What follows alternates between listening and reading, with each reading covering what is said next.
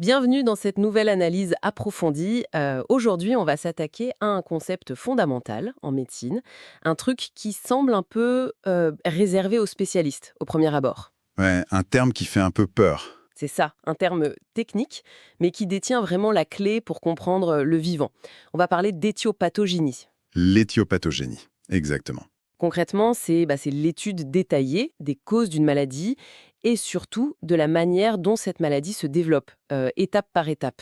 Ouais. C'est le grand pourquoi et le comment, en fait. Totalement. L'idée ici, c'est pas du tout de mémoriser une espèce d'encyclopédie de symptômes. C'est vraiment d'acquérir la capacité d'expliquer l'origine et le développement des processus pathologiques. De comprendre la mécanique cachée derrière, quoi. Exactement. Et pour rendre ce concept super limpide, notre analyse d'aujourd'hui, elle s'appuie sur une source assez inattendue. Bah oui, parce que nos documents de recherche se concentrent sur une étude vétérinaire espagnole, et elle est tout à fait fascinante. Ah oui, très surprenante comme approche. En fait, ce qui rend ce texte si pertinent pour notre discussion sur l'éthiopathogénèse, c'est sa méthodologie. L'auteur a décidé d'appliquer la fameuse loi de Pareto. La règle des 80-20. Voilà, la règle des 80-20. Et il l'applique à l'anatomie et à la pathologie clinique. C'est un point de départ qui mérite vraiment qu'on s'y arrête parce que la loi de Pareto, on l'utilise généralement en économie ou en gestion d'entreprise. Ouais, pour dire que 20% des efforts produisent 80% des résultats. C'est ça. Mais l'appliquer à la médecine, c'est hyper audacieux. C'est une approche chirurgicale de l'information, on pourrait dire. Dans les études médicales classiques, on a souvent tendance à lister de manière très exhaustive toutes les causes possibles. Même les trucs super rares, hein. Ouais, même les anomalies rarissimes. Et le problème, c'est que ça finit par noyer la logique mécanique de base. On perd le fil rouge. Exactement. Le postulat de cette étude espagnole, il est différent. Il dit que si on isole et qu'on comprend parfaitement les 20% de structure anatomique et de force biomécanique qui sont vraiment en jeu, Les éléments cruciaux, quoi. voilà, les éléments moteurs, on est capable d'expliquer et de déduire 80% de la pathologie visible. On filtre le bruit pour ne garder que le signal pur. Et pour illustrer cette méthode, le document choisit un modèle clinique très spécifique. Et c'est là que ça devient hyper visuel. Ouais, c'est un cas d'école. Il s'agit d'une condition documentée chez les équidés. Ça s'appelle la fixation supérieure de la patella ou, plus simplement, l'accrochement rotulien. C'est un terme impressionnant pour un problème biomécanique très précis. Pour bien planter le décor, il faut s'imaginer un animal majestueux, un cheval de 500 kilos en plein mouvement, une vraie machine d'élégance et de puissance. Une biomécanique parfaite, en théorie. En théorie, ouais. Et soudainement, cet animal devient totalement incapable de plier son genou. La jambe arrière reste raidie, elle est verrouillée en extension, complète. Il est bloqué? Complètement bloqué. Le cheval se retrouve à traîner son sabot sur le sol pour avancer. Et ce qui est fou, c'est qu'il n'y a eu aucun choc, aucune fracture osseuse, Pas de traumatisme externe. aucune déchirure traumatique, rien.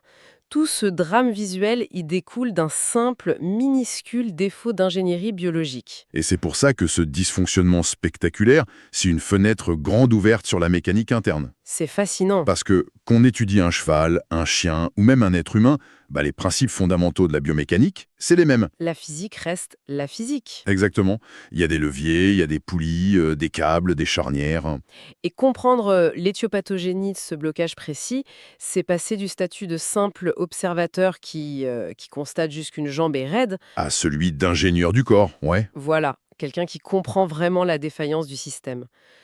Du coup, analysons ce mécanisme. Commençons par le quoi et le pourquoi immédiat. Le cœur du problème. Ouais, quand on lit la description anatomique de cette articulation fémoro-patellaire, l'image qui émerge, c'est celle d'une charnière de porte ultra complexe. C'est une très bonne analogie. C'est une charnière qui, en temps normal, glisse sans aucune friction, zéro accroc. Mais lors de cette pathologie, la patella, donc la rotule, elle vient s'accrocher de façon totalement involontaire sur une structure adjacente. Ce que l'étude nomme le ligament collatéral médial. Le ligament collatéral médial. C'est ça. Si on reste sur l'image de la porte, c'est un peu comme si un câble électrique mal fixé venait se coincer dans le gonds au moment de la fermeture. La porte refuse de bouger. Ouais, la comparaison avec le gond bloqué, elle est très juste sur le plan physique. Et il faut vraiment insister sur la nature de cette immobilité. C'est pas juste une crampe, on est d'accord, hein. Ah non, pas du tout. Il ne s'agit pas d'une raideur musculaire causée par la fatigue, ni même d'une hésitation de l'animal à cause de la douleur. C'est vraiment structurel. La fixation anatomique agit comme un véritable verrou mécanique. C'est un obstacle physique absolu. Un verrouillage total. Le système, il est littéralement coincé dans une configuration géométrique qui rend la flexion physiquement impossible.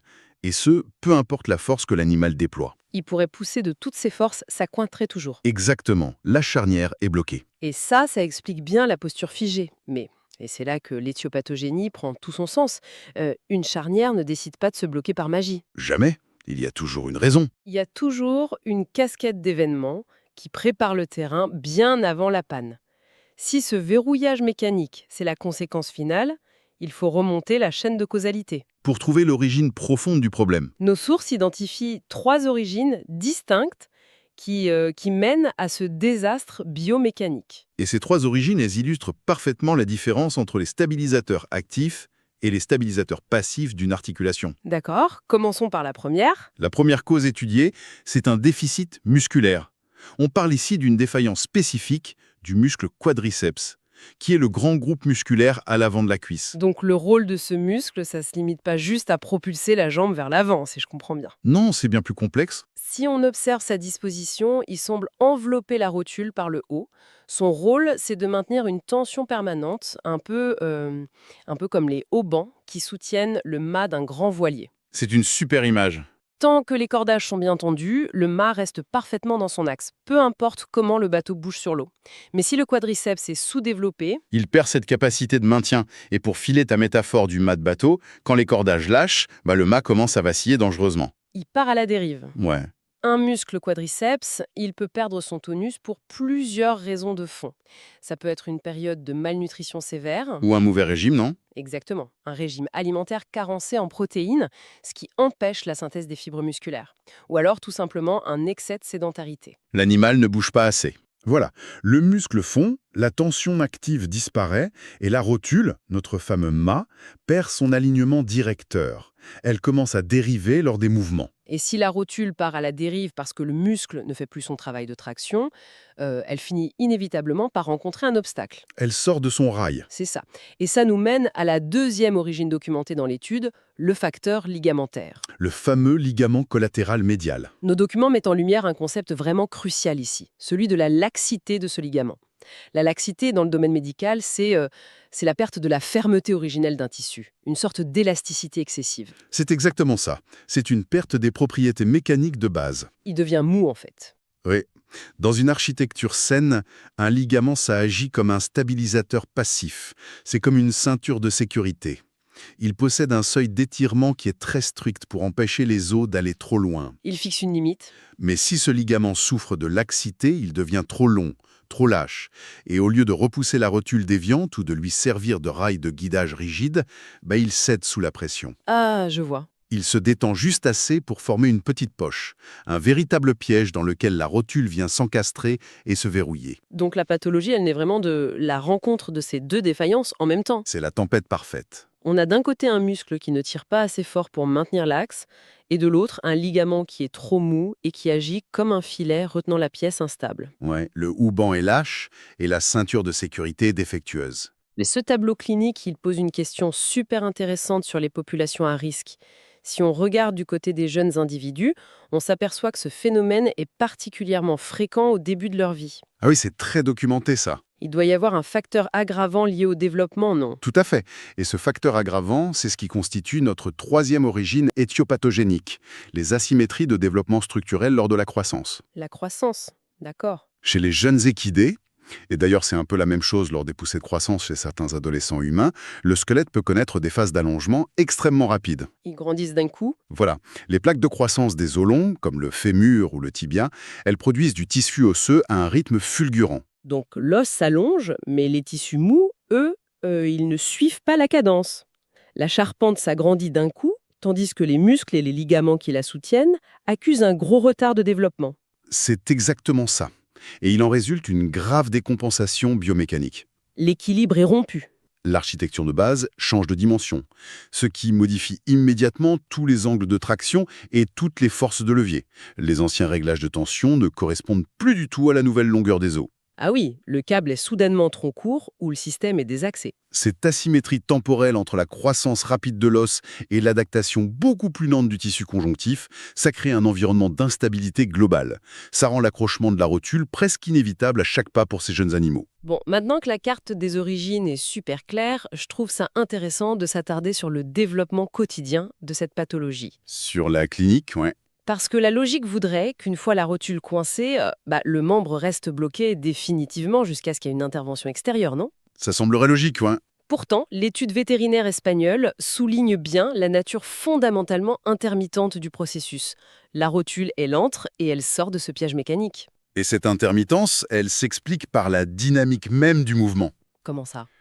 La laxité du ligament et la faiblesse du muscle, ce sont des états chroniques. Ils sont là en permanence. Mais le blocage en lui-même, il nécessite une combinaison hyper précise d'angle, de force et de relâchement pile au moment de la foulée. C'est une question de millimètres. Le ligament lâche sans s'y accrocher. Tout se passe bien. Mais au pas suivant, un très léger décalage dans la répartition du poids suffit à enclencher le verrou. Et ce passage de l'état bloqué à l'état débloqué, ça produit d'ailleurs un symptôme clinique hyper particulier qui est mentionné dans les notes. Le fameux bruit.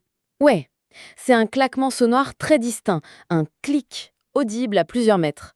Ça intrigue parce qu'on pourrait croire à une fracture ou un os qui se fissure, alors que c'est pas du tout ça. Non, l'os va très bien. L'origine de ce son, elle est purement physique. C'est de l'énergie, c'est ça, hein? Ouais, c'est un phénomène de conversion d'énergie.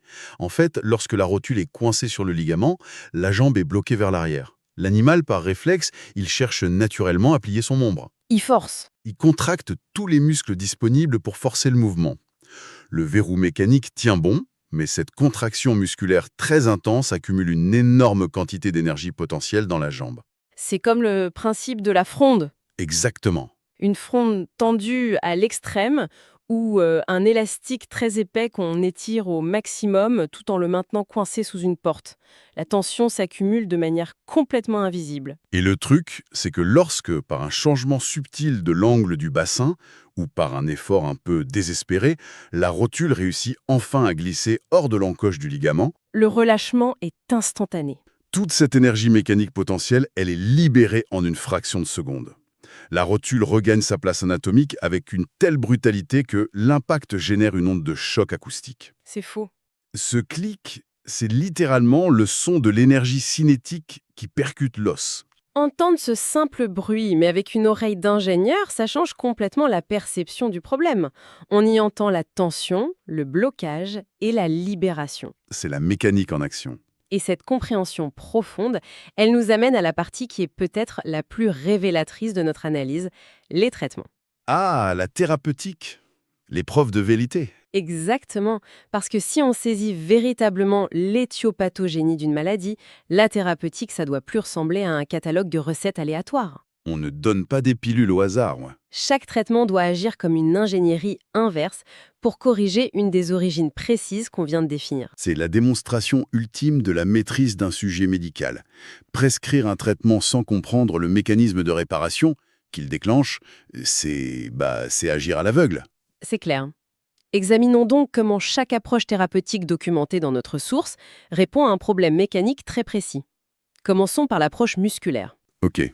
Le protocole décrit par les vétérinaires, il impose à l'animal un régime fortement enrichi en protéines, combiné à des exercices spécifiques, comme la montée répétée de collines abruptes. La logique ici, elle pointe directement vers notre origine numéro 1, le déficit du quadriceps. On cherche à rebâtir le hauband principal. Voilà.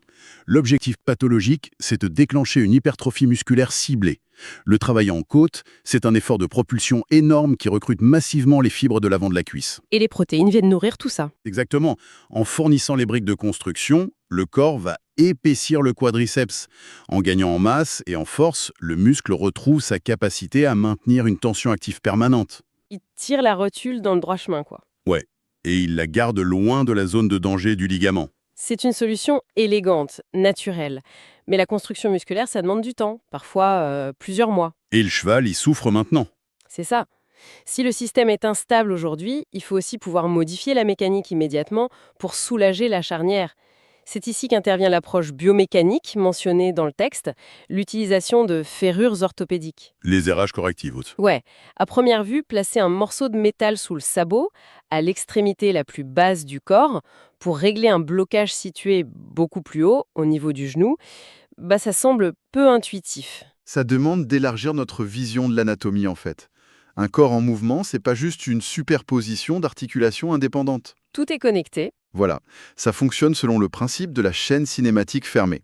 Dès que le sabot touche le sol, la force d'impact et les angles de flexion, ils se transmettent de bas en haut, À travers le pâturon, le boulet, le jarret, pour finalement remonter jusqu'à notre fameuse articulation fémoro-patellaire. en modifiant le point de contact au sol, on modifie donc l'intégralité de la posture. C'est exactement l'idée. L'étude indique que ces fers correctifs modifient ce qu'on appelle la bascule ou le décollement du pied. En facilitant un roulement plus rapide du sabot sur le sol juste avant qu'il ne s'élève, on change la répartition des forces. Ça réduit considérablement l'effort de traction exigé au niveau des articulations supérieures. On ne touche pas du tout à la rotule directement, mais on réduit le stress mécanique global de tout le système. Ouais, ça diminue les chances de verrouillage pendant que le muscle, lui, il prend le temps de se reconstruire.